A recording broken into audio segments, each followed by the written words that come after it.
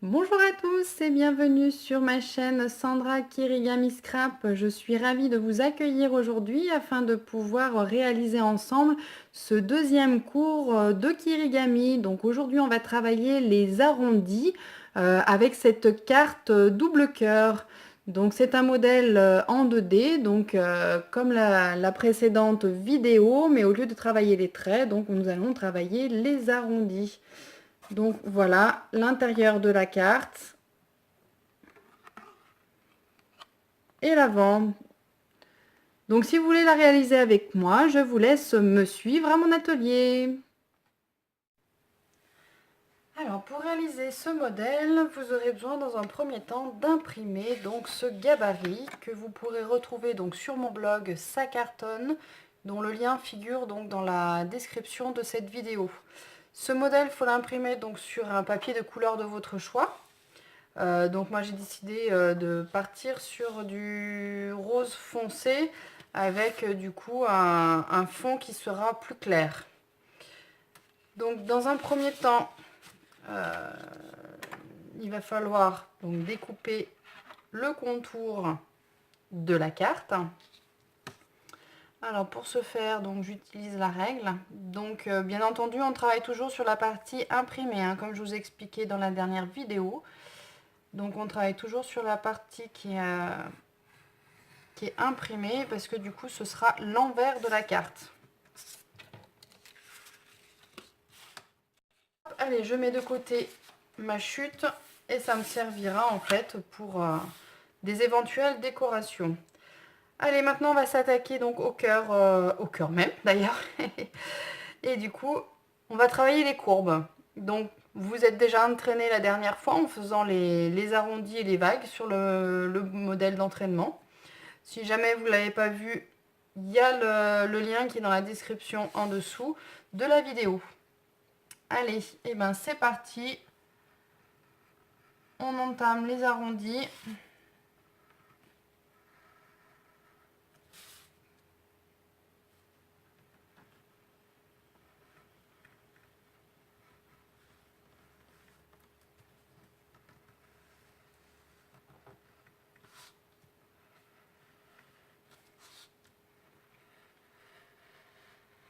Voilà, donc c'est des arrondis qui sont très simples et faciles à faire. Donc n'hésitez pas, prenez votre temps.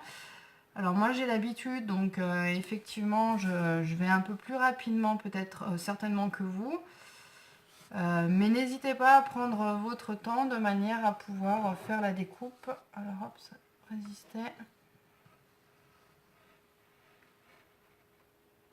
Hop. Alors là, j'ai pas dû aller au bout.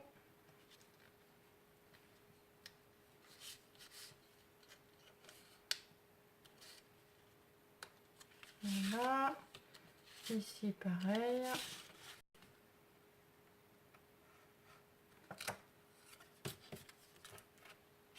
Voilà, donc après si jamais par exemple comme là, alors je vais rapprocher un petit peu. On s'aperçoit ici que du coup il y a une petite partie qui a été arrachée entre guillemets du bout de papier qui est vidé, donc de cette partie là. N'hésitez pas à revenir avec le cutter pour pouvoir finir correctement votre découpe. Voilà.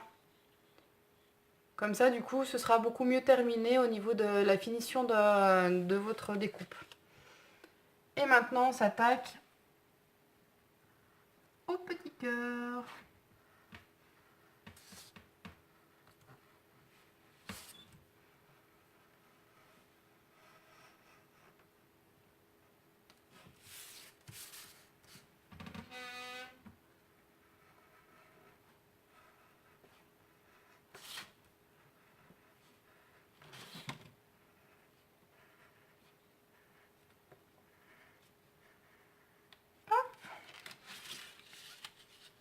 Alors la pointe. Voilà. Donc le petit cœur, en fait, il peut être très facilement réutilisé donc sur l'envers, parce que là on voit les marques de crayon, hein, du gabarit. Hop. Donc ce petit cœur de ce côté peut être facilement réutilisé sur une carte ou ailleurs, hein. On peut très bien le mettre en petit rappel, par exemple comme là, à cet endroit-là, sur un fond plus clair ou une autre carte. Donc n'hésitez pas à garder vos chutes, du moment qu'elles sont bien découpées, ça gêne en rien. Et du coup, ça vous permettra de les réutiliser pour d'autres modèles. Allez, après, il n'y a plus que... Donc là, la découpe, elle est terminée, hein. Il n'y a plus qu'à marquer le pli au niveau de votre carte.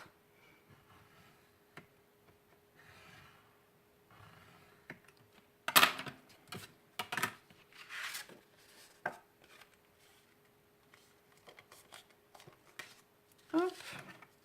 Un petit coup de plioir, de manière à bien marquer votre pli.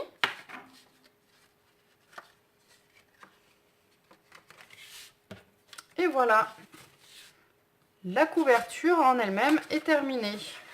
Donc vous voyez, c'était pas bien compliqué, c'est rapide à faire et du coup ça donne un rendu assez sympathique. Donc maintenant il reste plus qu'à mettre la partie intérieure de manière à pouvoir faire le fond de la carte que je vais rajouter. Donc là vous mesurez bien, alors attendez, sur le modèle vous mesurez bien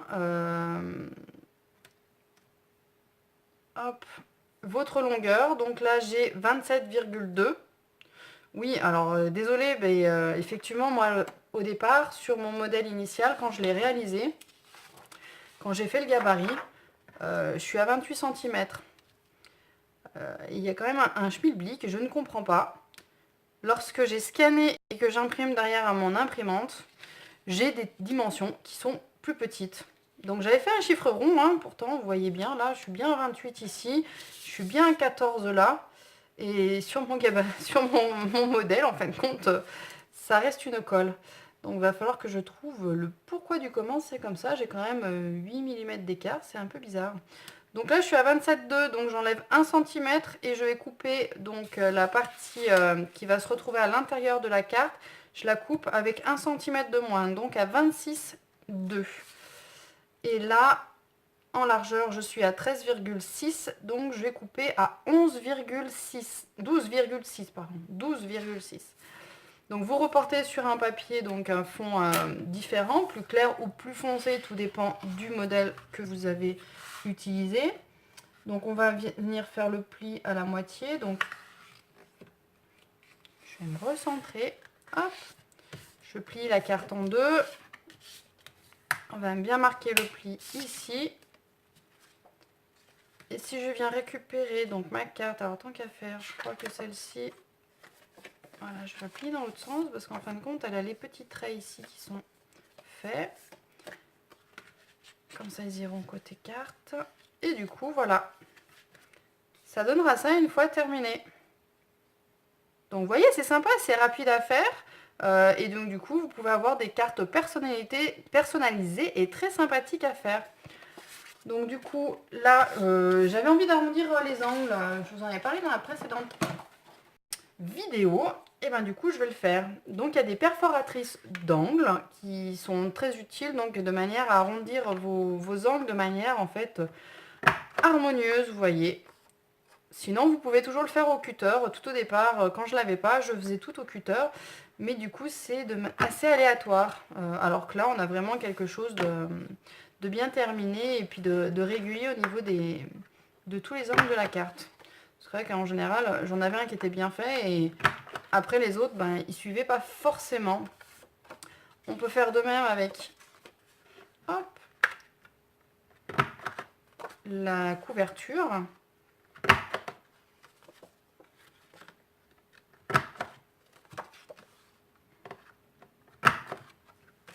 Hop, voilà.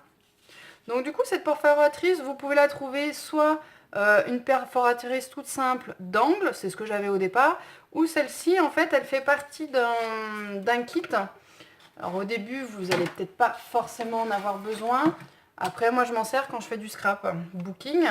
Donc du coup, cette perforatrice va avec la planche. C'est une planche qui est spécifique pour faire les enveloppes.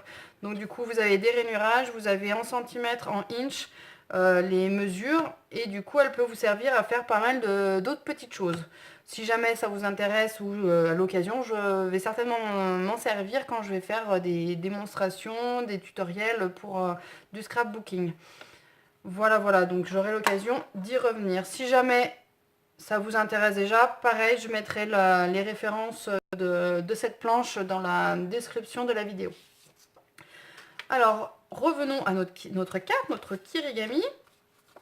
Donc pareil que pour le premier, donc maintenant il ne reste plus qu'à en coller. Soit vous souhaitez décorer le fond, vous pouvez éventuellement venir mettre ici du masking tape pour pouvoir mettre des bandes et les coller, et de manière à faire un fond un peu plus personnalisé. Soit vous pouvez laisser brut comme ici, mettre tout autour, mettre des petites perles, rajouter en fait, voilà, décorer après à votre goût. C'est à vous de voir ce que vous voulez faire et la manière dont vous voulez décorer votre création. Allez, on va passer à l'encollage. Donc bien sûr, ça c'est des petites choses à penser avant de passer à l'encollage, notamment si vous voulez mettre le masking tape sur le fond de votre papier rose pâle, il faut bien penser à le faire avant. Donc vous pouvez toujours coller la première partie. Voilà, comme ceci. Alors je vais ma petite règle. La caler là, de manière à bien caler les deux papiers au fond au niveau des rainures, de la pliure. Et après, hop, j'ai plus qu'à passer le plioir de manière à bien étaler la colle et faire adhérer en fait les deux papiers ensemble.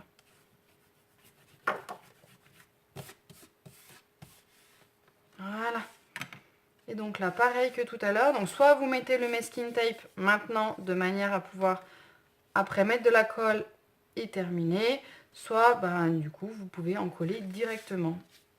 Donc hop, comme on a fait dans la précédente vidéo, on en colle la partie qui est ajourée, qui est déjà découpée.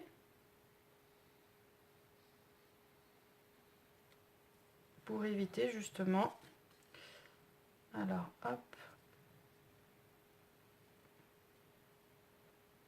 je fais le pourtour là pour éviter justement d'aller un peu à l'aveuglette ici, puis d'en mettre à l'extérieur une partie où il ne sera pas recouverte de papier. Hop, allez.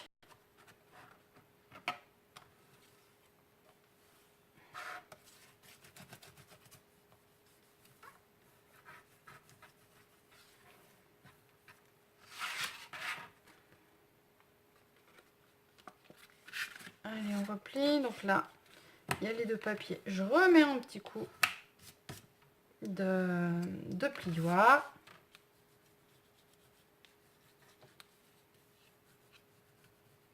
Hop, je vérifie bien l'adhérence. Voilà. Je le mets un petit coup sous mon tamis le temps de terminer.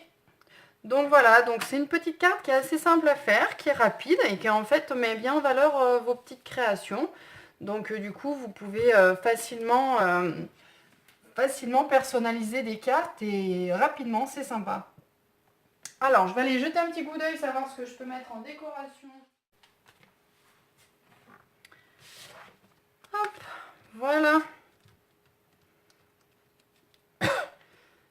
Donc après, vous pouvez récupérer des petites perles, des demi-perles, voilà, de manière à pouvoir rajouter dessus, décorer et mettre en valeur en fait la carte. Ou vous pouvez faire, comme je vous ai expliqué, avec du masking tape ou autre, de manière à bien mettre votre carte en valeur. Voilà, donc après, je vous laisserai libre cours à votre imagination, de manière à pouvoir faire de jolies petites cartes. Et bien écoutez, si cette vidéo vous a plu, n'hésitez pas à la liker, n'hésitez pas à la partager. Laissez-moi également des commentaires en dessous pour me dire ce que vous en pensez. Éventuellement, vous me posez vos questions, les questions éventuelles, de manière à ce que je puisse vous y répondre en dessous ou lors d'une prochaine vidéo. Voilà, en tout cas, je vous dis à très bientôt pour une prochaine vidéo. Ciao, bye bye!